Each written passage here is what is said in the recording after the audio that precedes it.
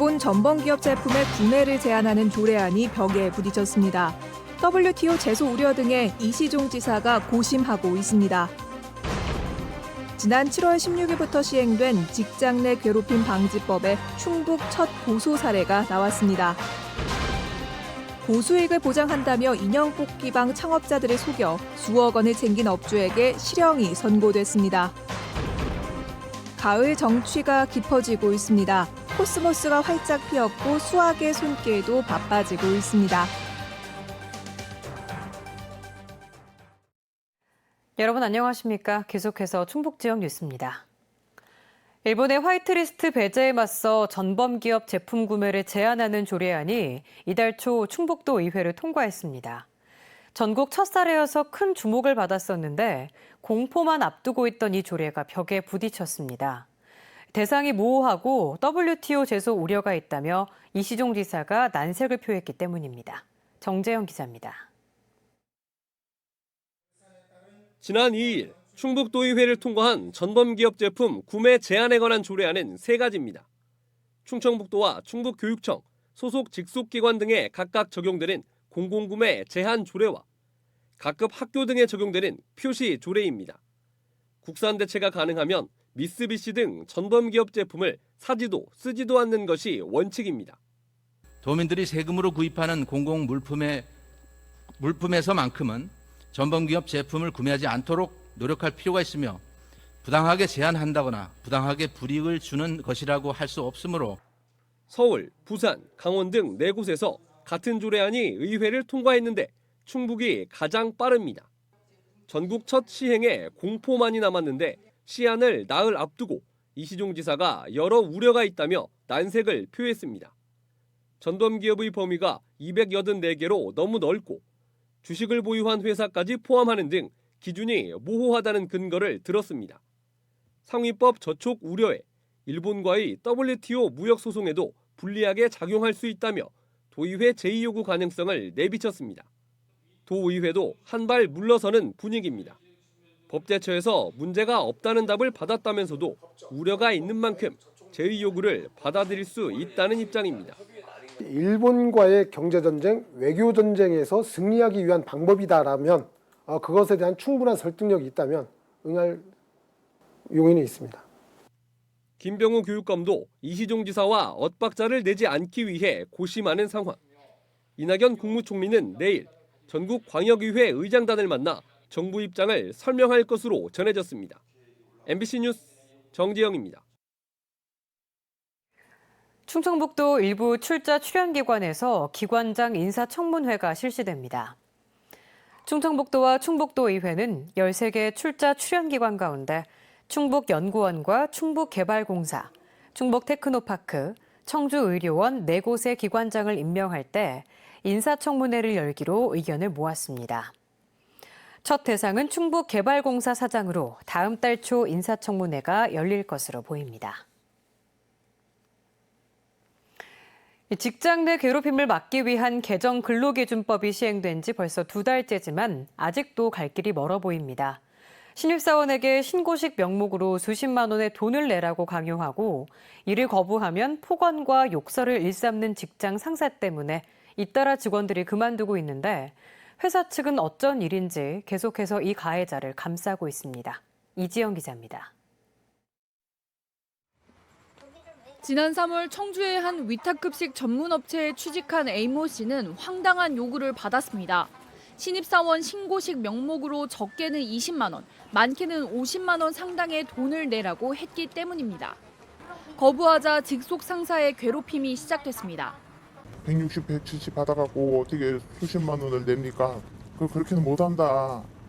견디다 못해 동료들과 함께 회사에 얘기했지만 상사가 이를 알게 되면서 괴롭힘은 더 심해졌습니다. 욕설은 기본으로 성적 발언과 가족에 대한 폭언도 서슴지 않았습니다. 소리 지르고 그러다가 그 며칠 후부터는 이제 악담으로 번져서 자식 차에 죽어라, 너 죽어라, 손들도 그렇게 해라. 그러나 가해자가 받은 건 경위소와 벌점 2점뿐. 오히려 사측은 동의 없이 피해자를 2배 먼 거리의 다른 사업장으로 옮겼습니다. 결국 시민단체의 도움으로 회사 대표를 고소했습니다. 법령에 따르면 사용자가 피해 노동자에게 불리한 조치를 할 경우 3년 이하의 징역 또는 3천만 원 이하의 벌금을 받을 수 있습니다. 사측은 괴롭힘은 없었으며 피해자를 배려한 조치라고 주장하는 것으로 알려졌습니다. 일반적인 사건이 아니라 직장 내 괴롭힌 전담 근로감독관에게 배정이 돼서 고소사건 절차에 따라서 진행을 하게 됩니다. 직장 내 괴롭힘 금지법 시행 2달 만에 충북에서 처음 접수된 고소. 피해자는 있는데 가해자는 없다는 상황과 적절치 못한 조치 속에 결국 형사처분으로 잘잘못을 가리게 됐습니다. MBC 뉴스 이지연입니다. 한때 인형 뽑기방이 성행하며 창업 아이템으로도 인기를 끌었었는데요. 고수익을 보장한다며 창업자들을 속여 수억 원을 챙긴 업주에게 실형이 선고됐습니다. 조미애 기자입니다.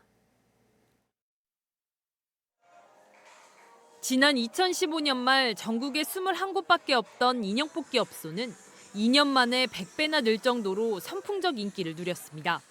이 틈을 타 한 업체는 창업박람회 등을 통해 인형 뽑기 기계 10대만 있어도 한 달에 3, 400, 20대면 1,000여만 원의 고수익이 가능하다고 홍보했습니다. 지난 2015년 동업자와 함께 이 업체와 기계 50대를 계약한 30대는 반년이 지나서야 겨우 8대만 받았습니다.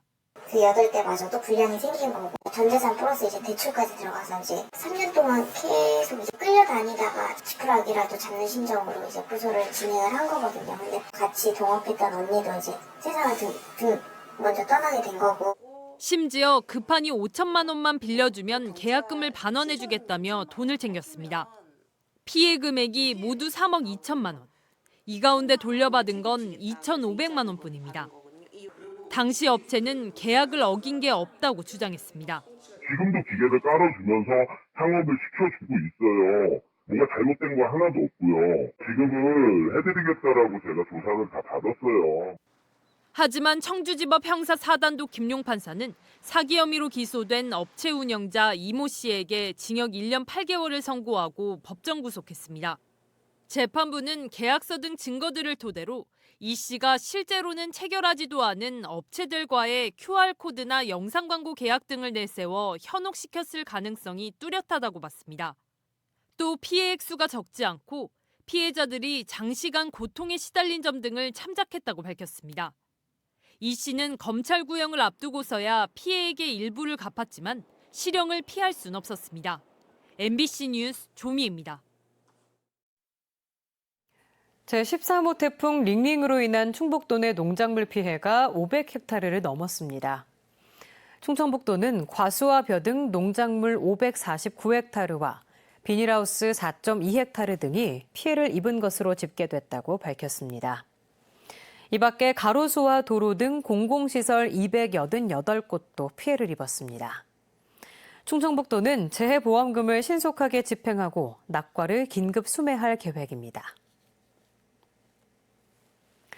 추석 연휴가 끝나고 9월도 중순에 접어들면서 낮에는 덥고 밤에는 쌀쌀한 완연한 가을 날씨가 이어지고 있습니다.